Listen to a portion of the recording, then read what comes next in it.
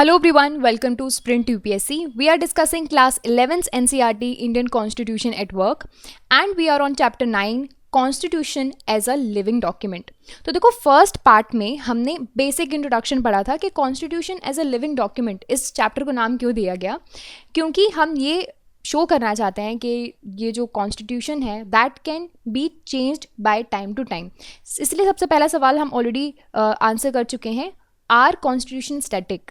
सो इसके बारे में हम फर्स्ट पार्ट में पढ़ चुके हैं. नाउ हम ये पढ़ेंगे कि हम कॉन्स्टिट्यूशन को अमेंड यानी कि कॉन्स्टिट्यूशन में अगर कोई मॉडिफिकेशन चाहिए हमें इन फ्यूचर तो हम उसको कैसे अमेंड कर सकते हैं. This procedure will be discussed in today session. आने वाले सेशन में हम देखिए देयर आर सम टूल्स जिससे अमेंड हो सकते हैं कॉन्स्टिट्यूशन, जैसे कि special majority and rectification by the states. Complete and detailed procedure next आने वाले सेशन में पढ़ेंगे और बाकी की जो चीज़ें हैं अमेंडमेंट्स से related that will be discussed in the upcoming sessions. So let's start.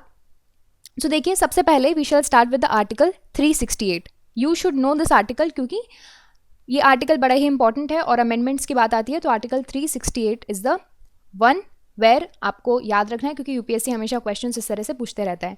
इसमें क्या हुआ है, parliament may in exercise of its constituent power amend by the way of addition, variation or repeal any provision of this constitution according with the procedures laid down in the articles. यानी कि साफ साफ दिया हुआ है हमारा जो parliament है वो क्या कर सकता है, अमेंड कर सकता है. यानी कि हमारे अमेंड भी करने के भी तरीके हैं, जैसे कि हमारे कॉन्स्टिट्यूशन में आप चीज़ों को ऐड कर सकते हो, राइट, कुछ वेरिएशंस ला सकते हो, कुछ एडिशन कर सकते हो, कुछ चीज़ें रिपील कर सकते हो, उनको हटा सकते हो. सो ये पावर दिया हुआ है पार्लियामेंट को, पार्लियामेंट के पास ये पावर है. लेकिन देयर इज़ अ प्रोसीजर जो कि आर्टिकल में लिखी हुई है. प्रोसीजर क्या है वो हम समझेंगे.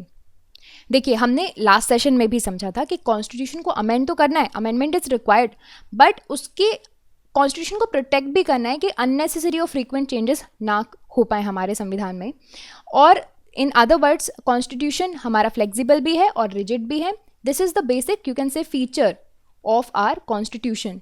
ये फ्लेक्सिबल है, इसका मतलब क्या, फ्लेक्सिबल यानी कि it is open to changes, आप इसमें चेंजेस कर सकते हो. ऐसा नहीं है कि it is a closed book, है ना. क्लोज बुक क्या होती है, उसमें आप कुछ एडिशन नहीं कर सकते, उसमें कुछ चीज़ चेंज नहीं कर सकते, मॉडिफाई नहीं कर सकते.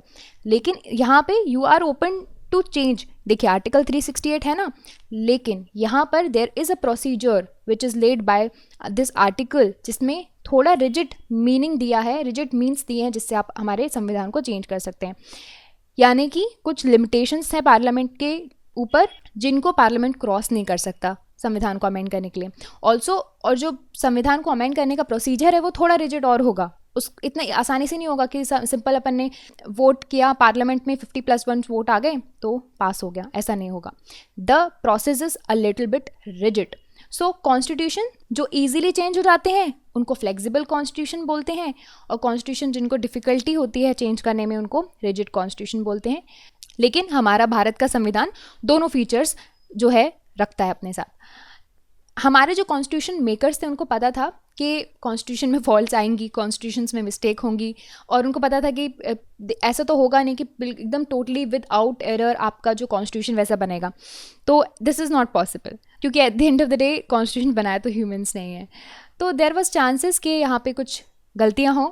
सो जब भी गलतियाँ हों और उनको ये भी पता था कि गलतियाँ होंगी तो वो लाइमलाइट में आएंगी और लोग चाहेंगे कि कॉन्स्टिट्यूशन में चेंजेस आएँ, इसलिए वो चाहते थे कि कॉन्स्टिट्यूशन ईजिली अमेंड हो जाए इन मिस्टेक्स से बचने के लिए.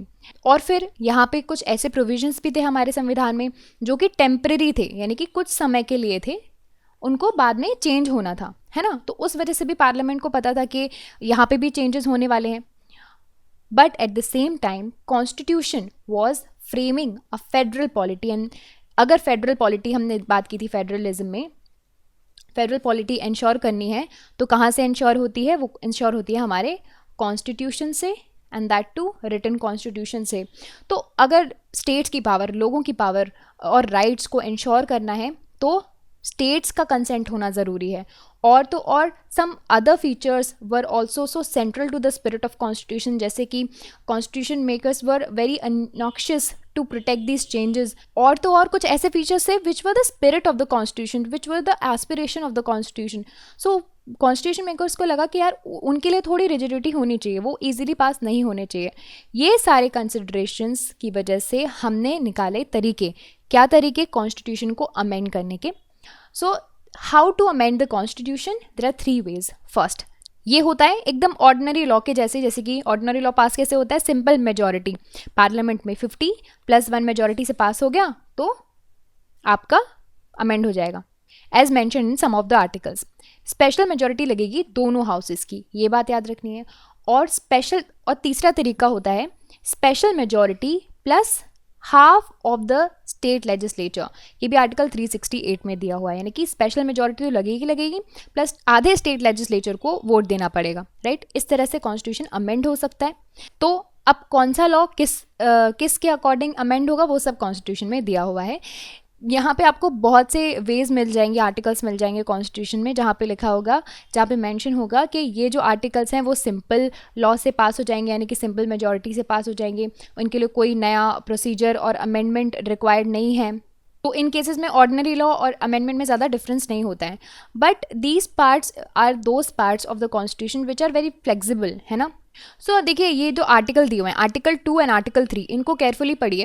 पार्लियामेंट में by law admit into the union new states, parliament में by law increase the area of any states.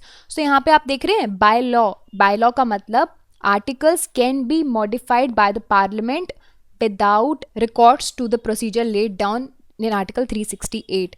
368 में दिया हुआ है अमेंडमेंट की पावर, लेकिन ये दोनों बिना इसकी ज़रूरत के पास हो सकते हैं और चेंज हो सकते हैं, अमेंड हो सकते हैं।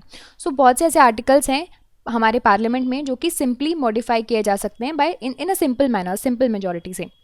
For amending the remaining parts, जो कि बाकी हुए पार्ट्स हैं, हमारे यहाँ आर्टिकल 368 है जो कि बताता है, स्पेसिफाई करता है। इस आर्टिकल में 2 मेथड्स दी हुई हैं अमेंड करने की कॉन्स्टिट्यूशन को, और 2 डिफरेंट तरीके से इनको किया जाता है। पहली मेथड है स्पेशल मेजॉरिटी की। अब स्पेशल मेजॉरिटी में क्या होगा? स्पेशल मेजॉरिटी आपको चाहिए होगी दोनों हाउसेस से, both the houses of the parliament, okay. दूसरी मेथड थोड़ी और डिफिकल्ट है। इसमें आपको स्पेशल मेजॉरिटी चाहिए पार्लियामेंट की, ठीक है, साथ ही साथ आपको आधे स्टेट्स का कंसेंट्स चाहिए, okay, consent of half of the state legislature. So all the amendments to the constitutions they are initiated only in the parliament यानी कि आपकी सेंट्रल गवर्नमेंट में, यानी कि सिर्फ पार्लियामेंट इज रिस्पॉन्सिबल। ऑल्सो आपको स्पेशल मेजॉरिटी चाहिए इसमें। स्पेशल मेजॉरिटी के अलावा जैसे कि बहुत सी एजेंसीज होती हैं ना, कॉन्स्टिट्यूशन कमीशन, अगर सेपरेट बॉडी, कोई सी भी चीज़, ये सब सारी चीज़ें, किसी भी चीज़ की ज़रूरत नहीं है अमेंडमेंट के लिए, सिर्फ पार्लियामेंट की ज़रूरत है।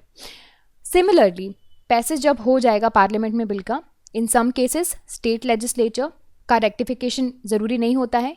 फिर उसके बाद सेम प्रोसीजर होगी, बिल पास होने के बाद कहाँ पे जाएगा?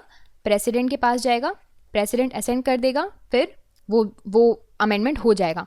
अब लेकिन प्रेसिडेंट को अगर ये बिल पसंद नहीं आया तो प्रेसिडेंट यहाँ पर बिल को रिकन्सिडरेशन के लिए नहीं भेज सकता। ये इंपॉर्टेंट पॉइंट है, ये सवाल आ सकता है ना यूपीएससी में, ये पूछ सकते हैं आपसे कि कॉन्स्टिट्यूशनल अमेंडमेंट बिल को प्रेसिडेंट रिकन्सिडरेशन के लिए भेज सकता है या नहीं भेज सकता, तो आंसर है नो, ओके। अब हमने क्या समझा? हमने ये समझा कि कितना रिजिड है हमारा कॉन्स्टिट्यूशन का प्रोसेस, अमेंडमेंट का प्रोसेस, और ये जो प्रोसेसेस हैं वो उनको अवॉइड भी नहीं कर सकते, कॉम्प्लिकेशंस को अवॉइड भी नहीं कर सकते। देखो, इससे हमें क्या समझ में आया? हमारे यहाँ प्रोसेस सिंपल भी है कुछ पार्ट को अमेंड करने के लिए, लेकिन रिजिड भी है। बट ये एक इम्पॉर्टेंट पॉइंट हाईलाइट करता है। क्या इंपॉर्टेंट पॉइंट हाईलाइट करता है? ये हाईलाइट करता है कि प्रिंसिपल थिंग क्या है? प्रिंसिपल है कि सिर्फ और सिर्फ इलेक्टेड